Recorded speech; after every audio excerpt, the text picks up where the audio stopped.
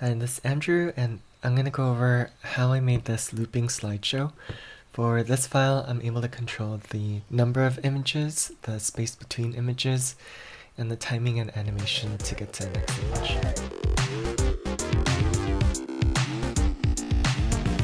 I previously went over how I created an infinite marquee using text in a different video.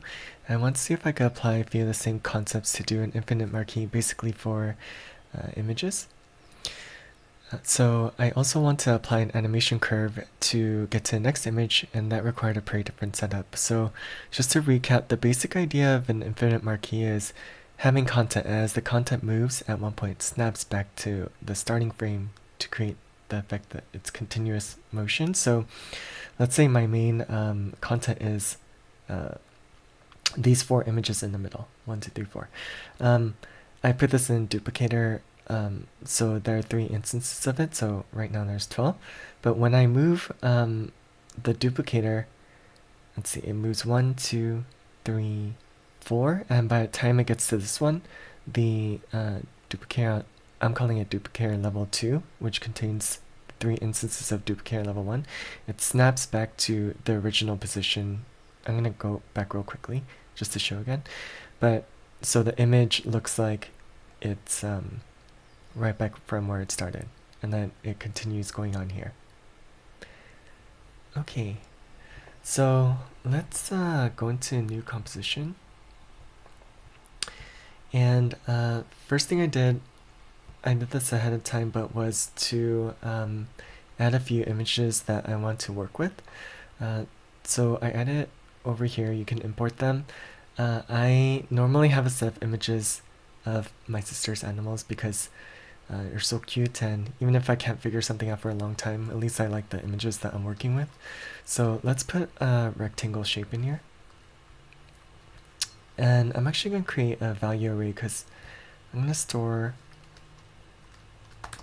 a couple values, or a few values that I'm going to consistently use.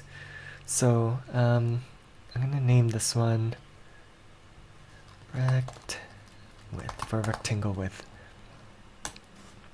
and I'll give it a value of 700. And I'm going to connect this value to, well, I might put in the control center as well for now. I'm going to connect this value to the rectangle width and also have the width of this rectangle equal the height. So right now it's at 700. Okay, after that, I'm going to add a fill. Okay, there's a fill, and I'm going to add a shader. And the shader I'm going to add is image shader. I'll put that under rectangle shape. And okay, I'm also going to create an asset array. And I'm going to put this under the image shader. So let's see. I'm just going to pull just the asset array. I'm going to put my 5 images here. So, and I'm also going to hook up the asset array to the file input in the image shader. So let's go to image shader. And over here where it says file, I'm going to put that in here. Okay, great. I'm going to change the tiling X and Y to decal for now, because if I go to and take the auto index off, if I go to an image like this, because the ratio isn't perfectly square, it will sometimes it'll stretch out the image like this. But if I do decal for tiling X and Y, it'll just use the background as the fill to fill up the rest of the rectangle. Okay, I'm gonna bring this back to auto index. Okay. So let's put this rectangle in the duplicator. Okay. And in this duplicator, I'm gonna change the distribution to linear. And I'm going to make it horizontal and step. Okay, I'm going to add another value to the value array called Duplicator 1 count. Okay, rename this. I'll call it dup 1 count. And I'm going to put this as 4. And I'll link that to the count of the duplicator. I think I'm in the control center here.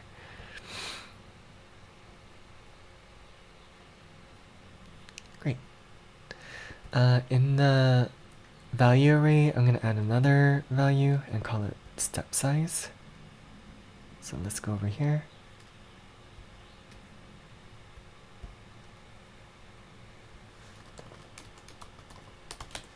And I'm going to put this as 1000. Let's put this in the control center as well. And in the duplicator, I'm going to link that to the size over here. So that's going to control the distance between the center of this image and the center of this image. So this should be 1000. Okay, so now I have these images. I'm going to put the duplicator in, let's call this duplicator level 1. I'm going to put this in another duplicator and call this duplicator level 2. Okay, in duplicator level 2, I'm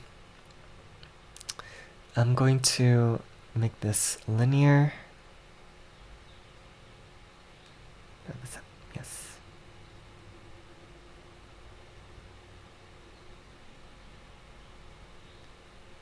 Horizontal, and then I'm also going to make this step. Okay, it's linear and the count is 3. So remember, this is going to move and snap back later. The reason why I have 3 is because we're going to want the copies to have images when the middle one is going out of frame. So I want to figure out what to put in this size here, which will be the distance between the instances of the duplicator level 1 shape that we have in duplicator level 2. So let's create our first JS math, and there's going to be a series of these. I like using JS math because it's a little bit flexible. So let's call this JS math 1 dup 1 with padding. Okay, I'm going to create a bounding box, and in this bounding box I'm going to put in duplicator level 1 as the shape. Okay, so now we have the width over here.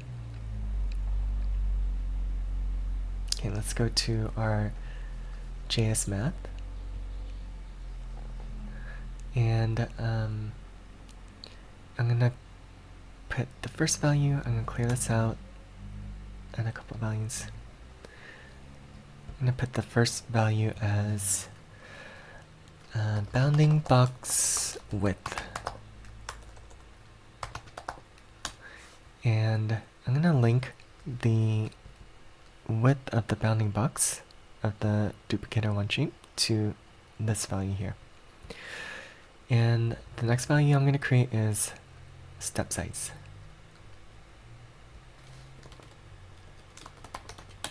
Which I can drag from the value array that we have from before. Okay, now that we have these two values, the formula I'm going to get the distance for step size is the width of the bounding box, so that's n0 plus the step size. Oh, and there's actually one more value, so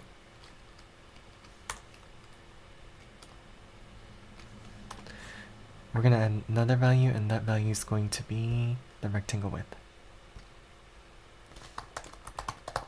We're also going to get that from our value array. Okay, so it's the bounding box plus the step size minus the rectangle width, and that's going to give us 4,000. So we're going to click and drag this into our duplicator level 2 step size over here. And that will give us an equal distance.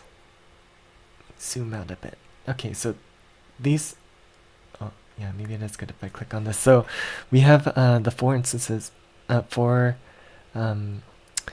images that we have in Duplicator 1, and then we have the 3 instances of Duplicator 1, which are in Duplicator 2. Okay, so normally I want an image centered in the middle, kind of like this. So if duplicator is an odd number, I'll actually do it on its own because the duplicator is centered. But when it's an even number, these two will show up on the screen because it's equally centered. So I'm going to create another JS math to affect the X position, and let's call it JS math 2 X position conditional. I'm going to use the conditional to help determine the X position. Okay, so let's put in a couple values. Let's clear this for now. Okay, first value is going to be the duplicator 1 count. So I'm going to call it dup1 count.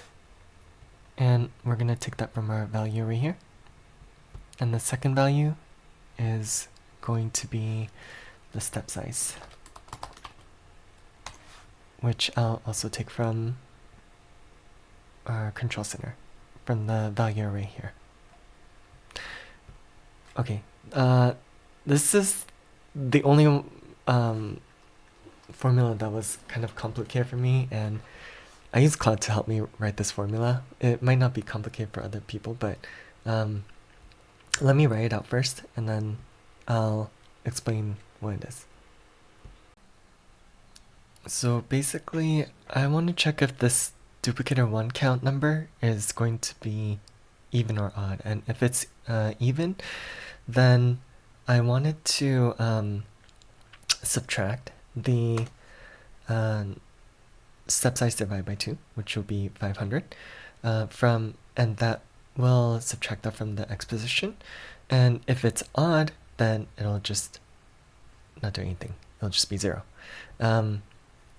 So as a reminder, more to myself, the modulo gives you the remainder after division. So let's say the count is 4. So 4 modulo 2 means if you divide 4 by 2, so like give me the remainder. So 4 divided by 2 is 2, and that remainder is 0. So 4 modulo 2 is 0. With a count like 3,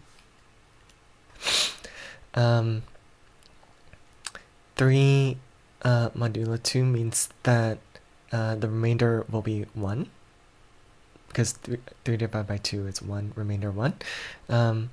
So that will tell me that it's odd, and then it'll just make it conditional to 0 here. And I'm actually going to use this JS math in another value in a new JS math I'm going to create called dup1 amount to move. There's a lot of math, but that was the toughest one for me. So the first value I'm going to put in is the step size.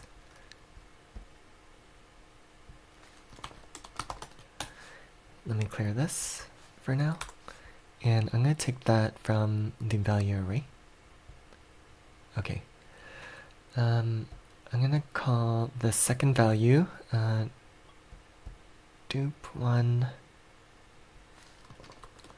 amount to move keyframes. I'm going to create a couple keyframes with this. So let's create let's go back to 0 here. And at 0, let's have the value be 0. And at keyframe 60, this is just one example, let's put the value as 1. Okay. Then let's also work on this curve. So I'm going to select this, and just so we differentiate it from like a very linear thing where it looks like everything's looping, let's see. I'm going to add, I did option click and I clicked on this keyframe. So I bring this up, and then let's see something like this, and then okay, great. Maybe something like this. Okay, and for this JS math, the last value I'm going to put in here is the JS math x position conditional, and we're going to pull that JS math 2 that we made into here. So when it's an odd number, like 3, it'll be 0, but when it's an even number, like 4, it'll be negative 500. And don't worry about this for now. We're gonna put this into the x position. Okay, so the formula I'm gonna put here is, I'm gonna write this out. Okay, let's see.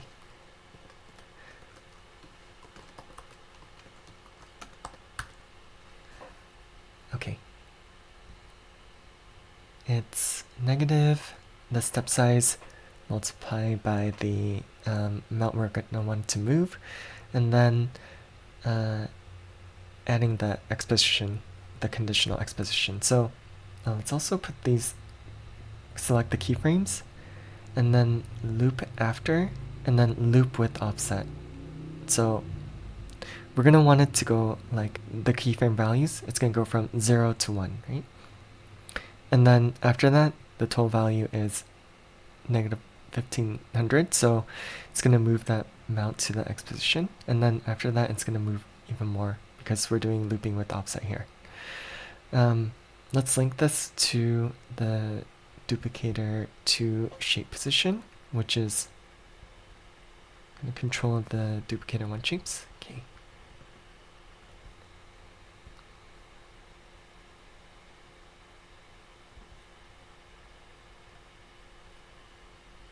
Right, so if I'm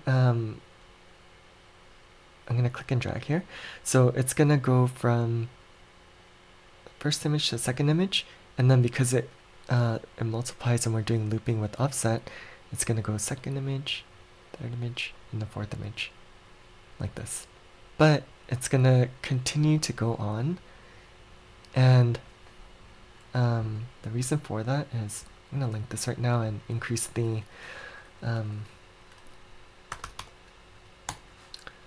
size for now. Let's see. And I'll click and drag this so it's longer as well.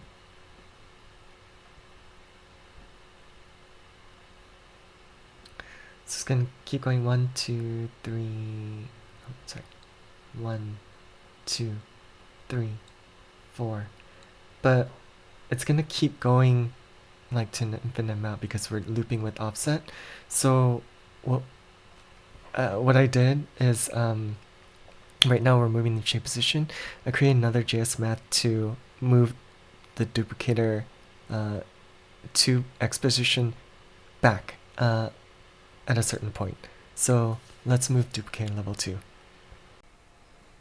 Okay, in the x position, I'm going to create a deformer and do value blend for the x position. Okay, let me put that under duplicator 2 actually. And for this value blend, the first value is going to be 0, and I'm going to link the JS math 1, the duplicator 1 with padding, the one where we had the width of the bounding box, to the second value here. And let's create a couple keyframes. So the first keyframe is going to be at 0, and we're going to put the strength at 0 here. And for the end keyframe for this, I'm going to multiply the duplicator 1 movement to the count. So this end frame to the count. So 4 times 60 is 240. And I'll show you a better way to automate this later, but for now we'll just do it manually. So let's go 240, and then let's put in the other keyframe and put it at 100%. Right. I'm doing this because it's the full width of one instance of the duplicator 1 with padding. And that's how much we want to go backwards once it like loops all of the duplicator 2 shape positions one by one. Okay, a quick pause because I noticed that something was a little bit strange when I was running through it. In the asset array, I only have 4 here, but I'm going to delete this 5th one, or asset 4, but let's see, delete. Okay, I think that was messing up how the images were playing out, but let's take a look at what we have right now. So let me zoom out a little bit to give a bigger picture so we can see all the images. So we have our first 4 in the middle, and then 3 instances of that, so that's 12. So it's going to move. Let's remember the first image here. So it's of little dog in the center, so it's gonna go 1, 2, 3, 4, which goes back to cute little dog in the center, and then it's gonna, the duplicator 2, which is everything, X position, is gonna snap back to the original position at 240. So it's 239, 240, and it snaps back to original position. I'm going to go back to 239 real quick.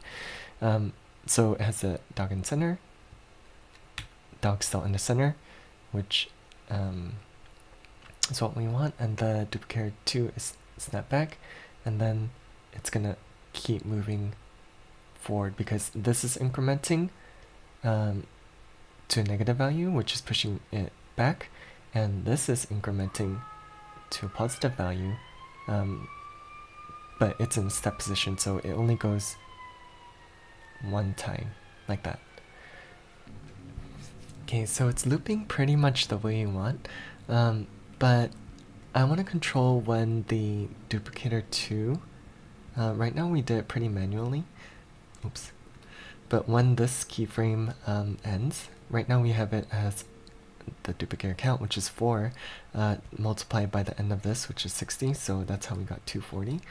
Let's create a simple JS math to automate that. So let's see, I'm gonna create JS math here, and let's call this JS math 4. Dup2 amount to move and keyframe, and we'll call, let's clear this out for now. Let's rename this. I'll call it dup1 amount to move and keyframe. And okay, I'm gonna create a time marker here. So add time marker, right click, add time marker. And let's double click this, pop this out. I'll also name it the same thing here. Dup1 amount to move and keyframe. And I'm gonna link this absolute time to this value over here. So right now it's at 60. And this time marker I'm able to link this. Let me close this. When I hover a little bit, I'm able to link this to this end keyframe right here, so that I can control the when that timing. So if I wanted 70, it's gonna be or 80, it's gonna move to 80. I want to add 60 right now. Okay. For the formula, I'm gonna put. No, actually, I'll add one more value here. Remember, I wanted to be multiplied. This to be multiplied by our duplicator 1 count. So let's do dup1 count, and I have that value in our value array here. So that's going to be 4, and the formula will be simple this time. It'll be just the two values multiplied with one another, and that's going to give us 240. So let's create another time marker here. I'm just going to add it anywhere for now. Let's double click and pop it out. I want to use this JS math and put that as the absolute time here. Okay, and now that's set up. So I'm gonna label this dupe to amount to move and keyframe. And I'm gonna link this time marker. Let's close this. Let's move this down a little bit. Link this to the end keyframe for how much duplicator amount duplicator 2 amount is going to move. So now it's linked. So why don't I actually put this in control center so it's the absolute time for this time marker, so it's a little bit easier to control. But if you can see right now it's at 60 to 40. Okay, if I move this to, let's say, 80, it's going to be 80, and then let's see where this is at, 320. So that way we can we don't have to like fill around so much with the end keyframes here so manually. But I'm going to move this back to 60 and 240. Okay, we're getting close, but I'm going to create one more. This works pretty decently right now. 1, 2, 3, 4, and then it goes back. But it's also nice to have the composition end. Right now, it sort of ends in a random spot. But I wanted to like the first frame to match up to the last frame, so it could like loop pretty well. So in order to do that, I'm gonna create one more JS math. This is the last one, and I'm gonna call it JS math 5 composition end. And this one will be relatively simple too. Let's put the formula first for this one. 1 times n2. Let's add a couple values. First value, I'm gonna call it dup1 amount and keyframe.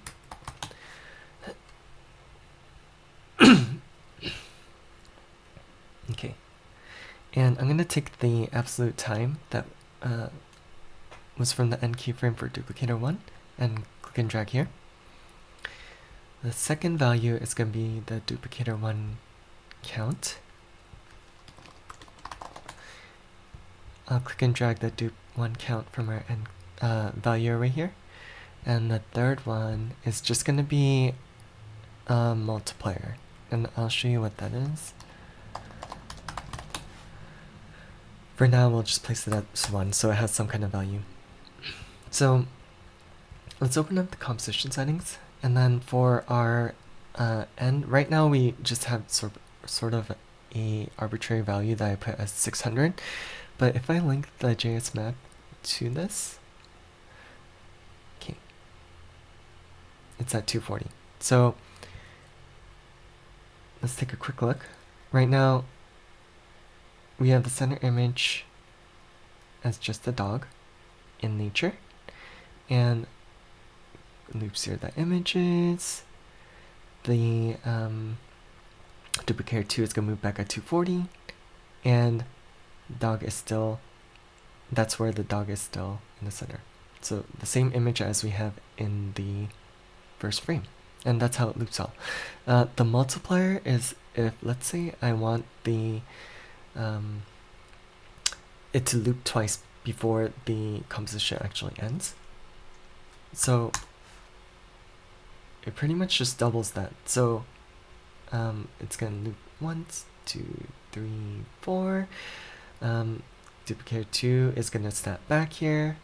1, 2, 3, 4, and then snap back, and then it's gonna be the same frame as the first. Great. So just to recap, let me go back a little bit.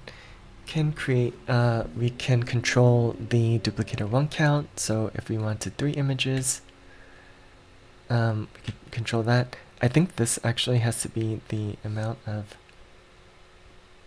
let me just check, 3. Yeah, it has to match the, and there's probably a way to automate this as well, but if there's 3 images, I would just delete one of them. Delete this, so there's actually 3 here.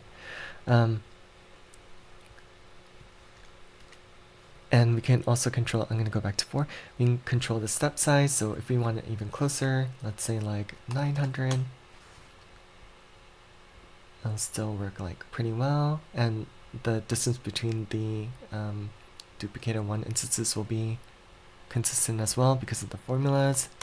Bring it back here. If we want the rectangle width to be like smaller or bigger, we could do that as well. And then lastly, or I don't know about lastly, but we can control the timing of this. So let's say we want it to be 40 instead of 60 to go, so it goes quicker. As opposed to, let's say, 20. And it'll still work pretty modularly. I'm going to bring this back to 60. And then lastly, we can control the shape, oops, wrong keyframe. The shape of the curve, so we can have that funky one, or we can, that loops,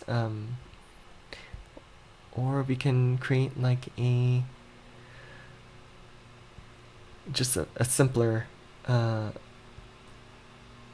one that moves a little bit slowly and just eases in and eases out. But the point is that you can control like how the images transition to each other. Last step, let's take out the background for the duplicator to see how it looks. I'm sorry, background for the rectangle. I'll just make this transparent for now. Great. Zoom in.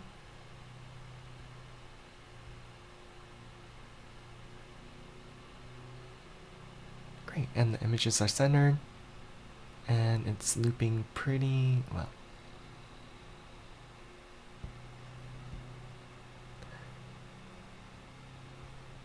Okay, thank you for watching. I'll put a download link to the file, and if you have any questions, please let me know in the comments. Yeah, and hopefully this is somehow useful.